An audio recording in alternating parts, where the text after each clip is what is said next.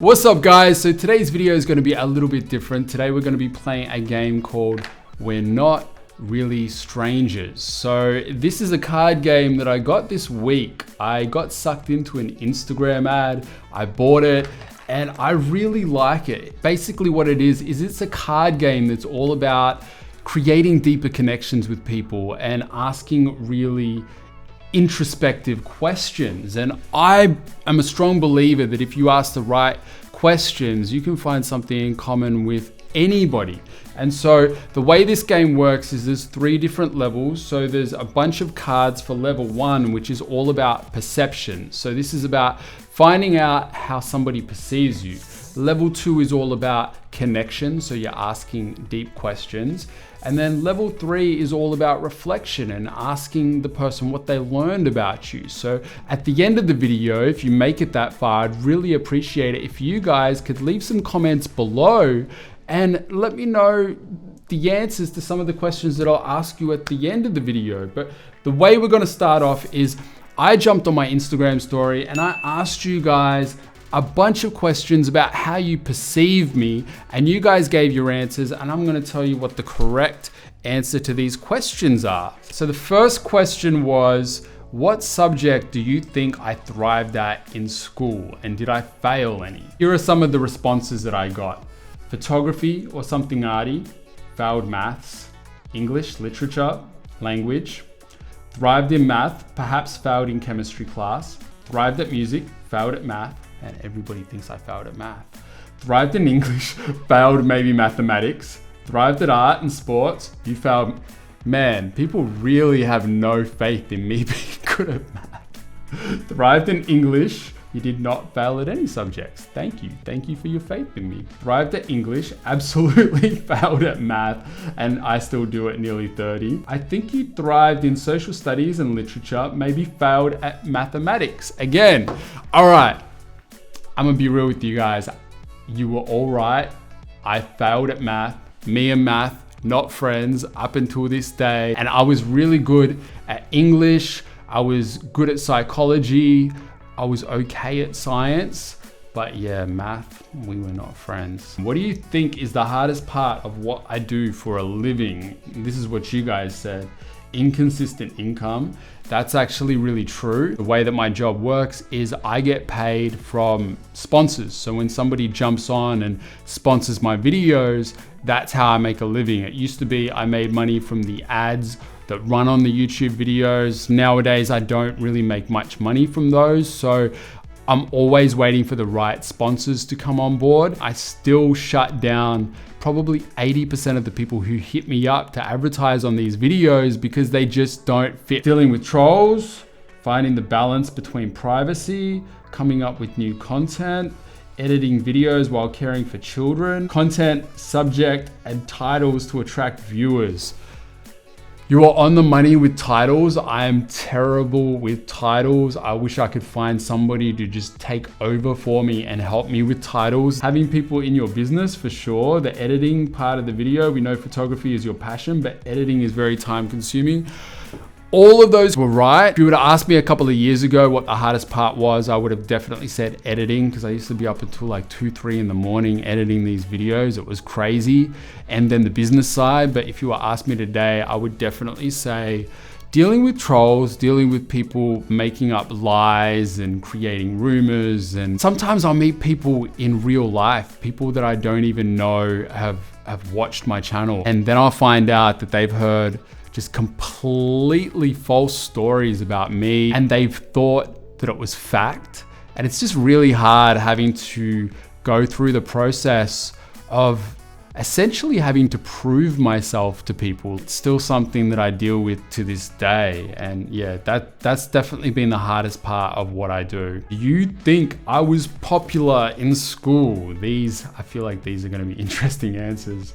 Someone says, no, I think that part of the reason you were drawn to the limelight now is you weren't popular in school. Yes, you were popular, you have a beautiful personality. I think you were probably the class clown. That is definitely correct. I was the type of person who was always trying to make the class laugh. Yes, you must have been popular because you have that charming look. Believe me, I wouldn't say I have a charming look now, but I have definitely had a glow up since high school. Here is a picture of how I looked in school.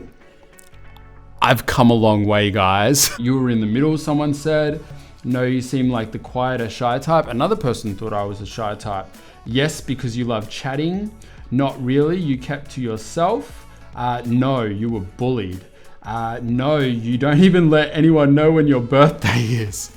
All right, so what was I like in school? I was pretty much everything. I was at one school, the kid who was bullied. One school, the kid who was kind of in the middle. Another school, I was part of the popular group. I was a bit of everything. So I moved around a lot, went to a lot of different schools, and somehow kind of experienced a little bit of everything. This is a bit of a deeper one. It says, do you think I fall in love easily? Why or why not? Someone said, I think first or second time you fell in love easily, but not now. I wouldn't think so, especially having two little girls. I think you'd be cautious. Haha, maybe you used to. I don't know if that's the case anymore. Maybe fall in like. No, I don't think you fall in love easily. I would think you take your time to get to know a person. No, you think from the brain, not the heart. I don't think you fall in love easily, but you fall in love hard. Be choosy and know your worth. That pretty much sums me up. I'm the type of person that I've always been very selective when it comes to love. I've only been in two really serious relationships in my entire life. But both of those relationships, I fell in love really hard and fast. I'm the type of person that when I do give my trust to somebody, when I do give my heart to somebody, when I do finally open up to somebody, I give them my all, my everything. And I think that's why I'm so selective and choosy and particular with who I open up to, who I trust in that way, because I know myself, I know how much of myself that I give to that person. So I become completely vulnerable. And I guess I get a little bit scared of that. And I'm still the same way now. I'm still like that. I'm very selective, but I also hope that one day in the future I will fall in love again. And I hope that I'll still be able to love in that way, but with the right person, because I don't know, it's something that I've contemplated, I've thought about, because obviously, when you're a single man, especially a single dad, you think about this sort of stuff a lot. And a part of me wants to not be that type of person in my next relationship who gives all of themselves, because I don't want to get hurt. But at the same time, I love love. Love is something that's so important to me, and I don't want to miss out on that type of love with the person who is the right person. And that's why I think I just need to be very choosy and selective and take my time. And then when the right person comes, I'll be able to love that way. Someone said, yes, you're an artist like me, so you know how good love feels and want to feel that love. There was a bunch more answers to this, but yeah, pretty much it's a yes or no thing. I don't fall in love easily, but when I do fall in love, it's very hard and fast. What does my Instagram tell you about me? You're kind, family-orientated, adventurous, humble, and loving. That you're an amazing human being and a loving father. You love your kids with all your heart and you're very artistic and creative. Your Instagram tells the viewers about being a single parent and that it's challenging but also amazing. You want to live life to the fullest. You love capturing memories. You love your girls, family, and cars. Not a lot, actually. It seems like you share very scarcely, to be honest. And that's true. I feel like I'm pretty guarded with what I share. And it's kind of ironic considering what I do for a job. I always like to share just the positive stuff because I want to bring happiness into other people's lives. But I also only want to share positive stuff about the people in my life as well, because I don't want what I do to ever be a source of pain for anybody. It's like when I talk about parenting stuff, I don't usually talk about any of the really hard stuff that a lot of parents go through. I'm very selective of what I share because I never want my kids to grow up and say, Dad, why did you talk about that for content? That really embarrassed me, or I got picked on at school for that, or anything like that. So I'm very selective with what I share, both parenting or even about myself, just because of, you know, some of the stuff that I've gone through. But I'm trying to be more open with you guys because I don't want to overthink this stuff anymore. So, you know, videos like this, I feel like they help me to be a little bit more open and sharing with you guys. And I hope you appreciate it because, yeah, this is me putting myself out there, and this stuff does make me a little bit nervous, I'm not gonna lie. There was a lot more answers, but most of them were pretty on point with who I am and what's important to me. And it made me feel pretty good about the type of content that I'm putting out there. The next card is a wild card, and it says make an assumption about me, but it also says both players. So first I'm gonna have to make an assumption about you, the person watching. And my assumption is that you are an amazing person. You've probably been through some hardship as well, and you're gonna get through it. No matter what it is, you're gonna get through it.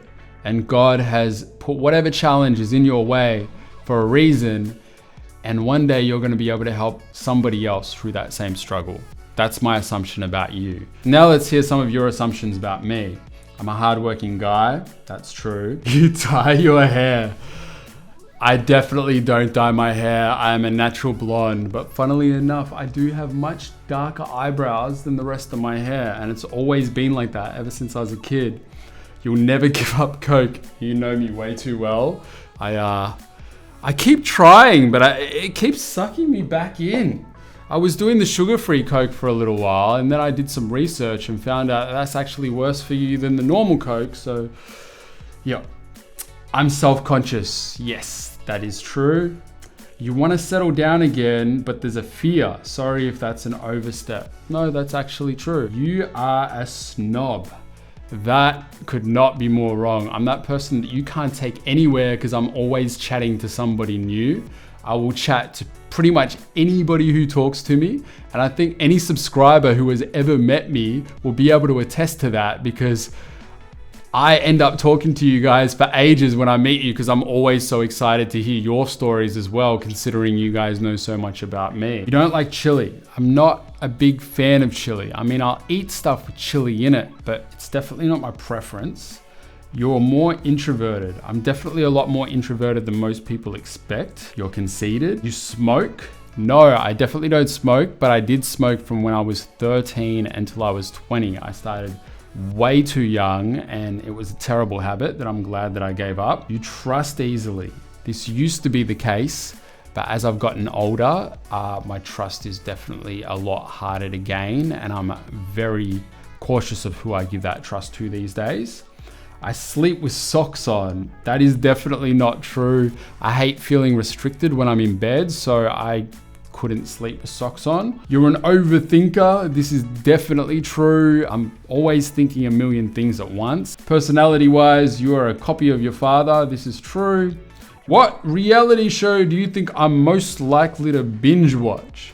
There has only ever been one reality TV show that I've ever binge watched, so let's see if you guys can get it. Someone said Australia's Got Talent. Nope. Survivor. Nope. None, because I don't think you would watch somebody's scripted life. Kind of true. Love Island. I have never watched a full episode of Love Island in my life, although I do know some people who've been on it, so I'm kind of a bad friend for not watching it. 90 Day Fiance. No, I haven't watched that one. House Hunters. No. Someone said, I don't think you would watch it. I could be wrong. You're kind of right. Love is Blind. I feel like that would fit into your category. And that is the only reality show I've ever binge watched in my life. I was stuck in lockdown. There was nothing to watch on TV. And I just was really fascinated with the concept of people falling in love without seeing one another. And I did watch the reunion show, and it was cool to see that it did actually pan out for a couple of the couples. Couple of the couples, does that make sense? Yes, couple of the couples. So I actually did quite like that show. I thought it was pretty cool. And the last one, do you think I'm usually early, on time, or late to events? And explain. Someone said, on time. I assume you are principled. You are usually early to events because of your work. You're a professional, so you know how it works. Early, 100%, but might be late because of Melbourne traffic. Either late or on time. On time, you want to respect others. Seeing that you're a videographer, you're early because you have to set up. You guys know me pretty well. I am always early to events, like normally to the point that I'm the first person there, which kind of sucks. I need to work on just being on time rather than being early. But a pet peeve of mine is when people are late. I think it's really important to respect and value other people's time. So now we're gonna play level 2, which is all about connection. Basically, I'm on the hot seat and I have a bunch of personal questions that I need to answer to you guys. So the first one is, what has been your earliest recollection of happiness? My earliest recollection of happiness is actually my earliest memory. I think I was about 2.5 or maybe 3 years old. And my parents took me to a farm in Scotland and we went on a tractor ride and there was those Scottish cows, like the ones with the long hair. And then we went into this barn and saw a dog that had a bunch of puppies. It was a border collie. And my parents were actually taking me there to get my first dog. And I got to pick out my dog from the litter of puppies. And it was really cool. Reminder, be more interested in understanding others than being understood. I feel like when we get to know people from different backgrounds who have different life experiences and skills to us, we learn so much from them that we end up learning more about ourselves, and then we evolve, we grow. What are you more afraid of? Failure or success, and why? This is another really personal one. If I'm gonna be honest, I'm more afraid of success than I am failure. And I don't know if that is really weird. I'm curious to know how you guys feel about that question. But the reason that I'm more afraid of success than failure is when you succeed at something, you have to continue succeeding. You have to stay on that level or rise above it. But when you fail at something, you can pretty much sit in your comfort zone. I mean, the initial stages of failure suck, but then the comfort zone's kind of easy. So success is a lot harder to maintain than failure. But failure doesn't have any happiness in it. Success does. So that's why sitting in the comfort zone is not the place to be. So even though I'm more afraid of success than I am failure, I'm not gonna sit in failure. I'm not gonna give in to failure. I'm gonna thrive for success. What do you crave more of? Well, considering I've been in lockdown for about 3 months now, I definitely crave more human interaction. I miss going to dinners with friends, going to events, just hanging out with people, even just aimlessly walking around the city for no reason. I miss all of that stuff. Think of something you strongly dislike that most people love. Mushrooms. Most people seem to love mushrooms and I can't stand them. What question are you trying to answer most in your life right now? I would say I'm trying to find a balance between being as career driven as I used to be and also being a very present single dad. Because at the moment, most of my focus goes towards the girls and the dad stuff. And I definitely don't give enough focus on the career stuff anymore. And realistically, I know in order to be able to raise my kids the way that I want to raise them and give them all of the things that I want to give them, I need to focus on the career stuff more. So I'm trying to figure out how to balance the two. I would love to hear from some of the other single parents out there how you manage to find that balance between being very driven but also very present, because it's definitely a hard one to find. What would your younger self not believe about your life today? I don't think my younger self would have believed any of it. All the cool stuff that I've got to do through my YouTube career, the amazing places that I've gone to, the great people that I've met. The younger version of myself would not have believed that I was capable of achieving all of that. So now we're up to the last part of the game, which is level 3, and it's all about reflection. And basically this is the part of the game where I need your help. I'm gonna need you guys to answer these questions about me. Now you've learned a little bit more about me. And you don't have to answer all of them, but I definitely appreciate it if you guys could answer some of them, because I would love to hear your thoughts and your stories as well. So question 1, what parts of yourself do you see in me? Based on what you learned about me, does my social media accurately reflect who I am? Why or why not? I'm actually pretty interested to hear the answer to this one, given all the answers that I got earlier about what does my Instagram say about me. What do you think is my superpower? How would you describe me to a stranger? What do you think our most important similarity is? And the last question, what would be the perfect gift for me? Well, if you guys enjoyed this video, I definitely appreciate it if you could hit the thumbs up. More importantly, if you could comment below, join in on the game.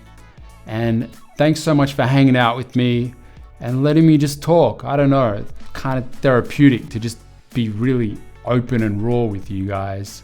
And yeah, hope you all have a great day. See you guys.